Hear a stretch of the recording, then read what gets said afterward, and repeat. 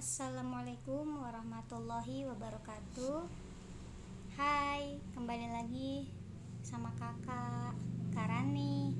Alhamdulillah, kita masih ada kesempatan untuk bertemu melalui daring, pembelajaran daring di kelas 7. Bagaimana kabarnya? Semoga kita semua dalam lindungan Allah Subhanahu wa taala. Nah, kembali lagi, hari ini tema kita adalah sifat-sifat Allah.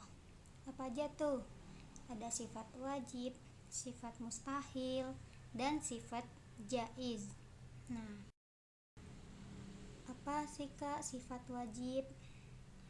Nah, sifat wajib ialah sifat yang memang pasti dimiliki Allah Subhanahu wa taala.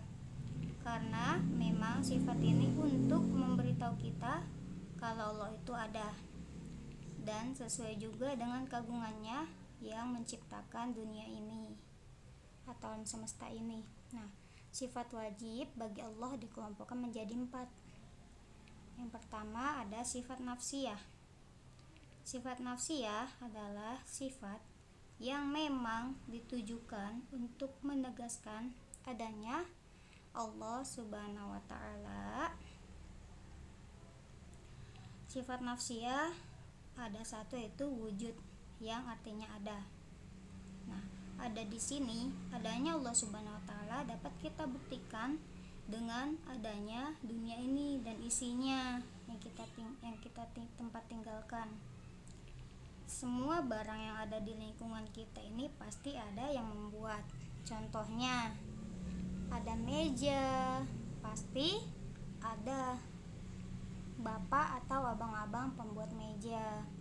Ada seragam yang kita pakai untuk sekolah, pasti ada yang membuat, yaitu tukang jahit. Ada juga nih dalilnya ya, firman Allah surah Al-Imran tuh. Bismillahirrahmanirrahim. Allahu la ilaha illa huwal hayyul qayyum. Allah, tidak ada Tuhan yang berhak disembah melainkan Dia, yaitu Allah yang maha hidup, yang terus menerus mengurus makhluknya, yaitu kita. Selanjutnya ada sifat salbiyah. Pembagian yang kedua, apa sih Kak sifat salbiyah itu? Adalah sifat yang memang hanya dimiliki Allah Subhanahu wa taala. Nah, sifat salbiyah ada 5. Ada kidam, yang artinya terdahulu. Nah, sebagai yang menciptakan dunia ini atau alam semesta ini, pasti Allah sudah ada duluan daripada dunia ini. Kayak contoh tadi meja, pasti ada abang-abang si tukang pembuat meja dulu, baru ada kan mejanya. Gak mungkin mejanya duluan tiba-tiba ada. Begitupun dengan Allah. Dan yang kedua ada baqo, artinya kekal. Nah, Allah selalu ada, tidak akan pernah mengalami kebinasaan. Nah, kita semua manusia pasti akan merasakan mati. Nah, Allah tidak akan pernah mengalami kematian. Allah itu kekal. Ada juga ya dalilnya nih, bisa kita baca ya. Nah, selanjutnya ada mukhalafatul lil hawadisi, artinya berbeda dengan makhluk. Nah, berbeda dengan makhluk, pasti Allah berbeda dengan kita manusia. Allah itu sempurna dan istimewa, apalagi sifat-sifatnya. Pokoknya Allah itu indah. Ada dalilnya juga ya, tuh surah Asy-Syura ayat 11. Tidak ada sesuatu pun yang serupa dengan Allah, dan Allah lah yang maha mendengar dan melihat. Selanjutnya ada qiyamuhu binafsihi, artinya berdiri sendiri. Karena memang Allah yang menciptakan dunia ini, yang kita tempat tinggal kita atau alam semesta ini, maka Allah tidak memerlukan bantuan dari siapapun, ya kan? Karena Allah mempunyai kekuatan yang ada pada dirinya. bisa nyiptain di dunia ya, subhanallah. Ada itu juga ya dalilnya tuh, firman Allah surah Al-Ankabut ayat 6. Nah selanjutnya ada wahdaniyah, artinya esa. Kita meyakini Allah itu hanya satu, dan sholat yang kita lakukan, kebaikan-kebaikan, niatnya untuk Allah subhanahu wa ta'ala. Ada dalilnya ya tuh, surah Al-Ikhlas yang sering kita baca, Qul huwallahu ahad. Nah, katakanlah, dialah Allah yang Maha Esa, satu, gak ada yang lain. Ya, kita harus meyakini. Nah, selanjutnya pembagian sifat wajibnya itu ada sifat ma'ani. Apa sih? Nah, sifat ma'ani adalah sifat yang pasti ada pada Allah dan juga dimiliki oleh makhluknya. Namun jika sifat ini dimiliki oleh makhluknya atau kita manusia atau makhluknya Allah, terbatas. Kalau Allah tidak terbatas. Nah, yang pertama ada kudrat. Kudrat artinya kuasa. Jelas Allah subhanahu wa ta'ala berkuasa untuk membuat dan meniadakan segala sesuatu yang dikehendakinya. Kayak contoh, kayak turun hujan, berhentinya hujan, itu kuasa Allah ya. Kayak apa? Banjir, terus meredahnya banjir gitu. Nah, manusia juga dapat berkuasa, tetapi kekuasaannya terbatas. Manusia tidak akan dapat bertahan untuk tetap hidup. Ada dalilnya juga ya. Dalilnya di surah Al-Baqarah. Selanjutnya ada irodah, artinya berkehendak. Nah, berkehendak, Allah berbuat atau berkehendak, dan tidak seorang pun yang mampu menahan kehendak Allah subhanahu wa ta'ala. Semua yang terjadi di dunia ini atas kehendaknya. Kita sampai duduk di kelas 7 ini pun atas kehendaknya. Manusia juga mempunyai kehendak, tetapi banyak yang tidak terlaksana. Ada firman Allah subhanahu wa ta'ala juga di surah Yasin, sesungguhnya perintahnya apabila Allah menghendaki sesuatu, hanya berkata kepadanya jadilah, maka jadilah ia. Kun fayakun. Nah, selanjutnya ada ilmu, artinya mengetahui. Allah mengetahui semua yang tersembunyi maupun yang tidak tersembunyi. Misal kita lagi kesel sama orang lain di dalam hati kita, Allah tahu. Lagi ngambek, kesel sama orang tua, Allah tahu. Atau di rumah nih, udah zuhur, ditanya sama orang tua, kamu udah sholat zuhur belum? Udah mah tadi. Oh ya udah, bagus, anak soleh, kata mamahnya. Ternyata belum. Nah, Allah tahu kalau kamu bohong ya.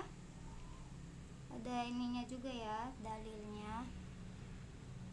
Terus yang selanjutnya ada hayat, artinya hidup.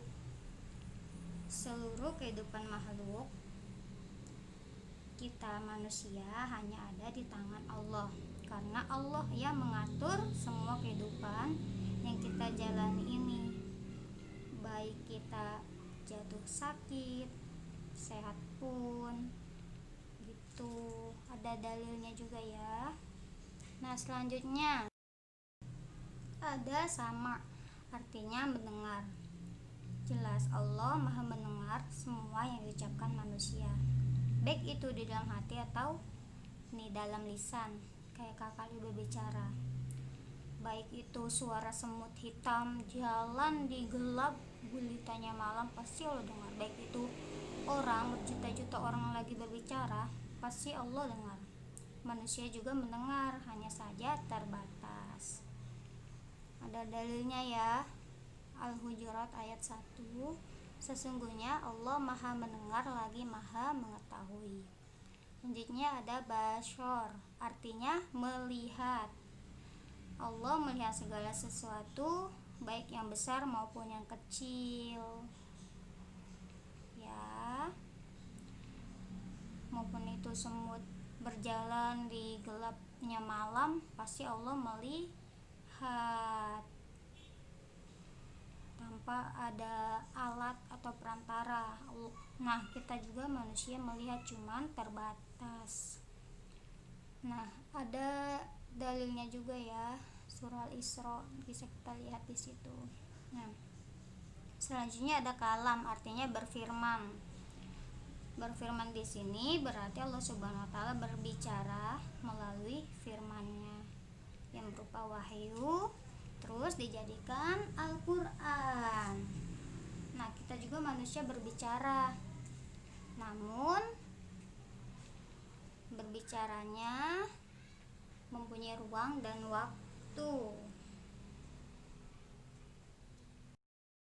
Nah, sifat ma'nawiyah adalah sifat yang kemahaannya mutlak hanya milik Allah. Punya Allah saja ya, yang lain enggak. Ada qadiron, artinya yang maha kuasa. Ada muridan, artinya yang maha berkehendak. Ada aliman, artinya yang maha mengetahui. Ada hayyan, artinya yang maha hidup. Ada sami'an, artinya yang maha mendengar. Ada basyiron, artinya yang maha melihat. Mutakalliman, artinya yang maha berfirman. Selanjutnya ada tabel tuh ya, sifat nafsiyah apa, salbiyahnya apa aja, ma'ani apa aja, dan ma'nawiyah.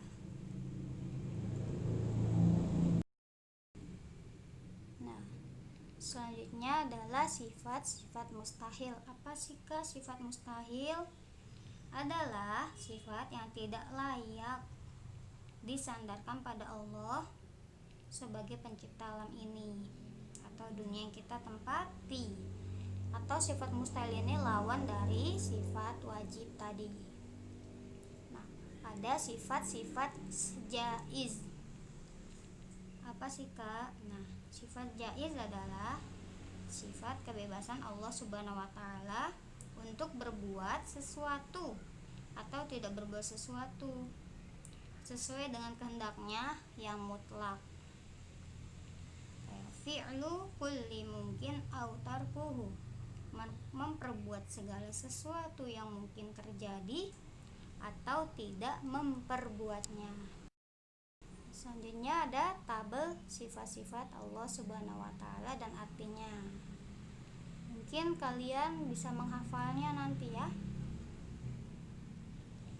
Oke, adik-adik. Nah, selanjutnya ada ciri-ciri orang yang beriman terhadap sifat-sifat Allah. Yang pertama, percaya dan yakin akan adanya Allah serta menjauhkan diri dari paham-paham yang anti Tuhan. Paham-paham kayak apa?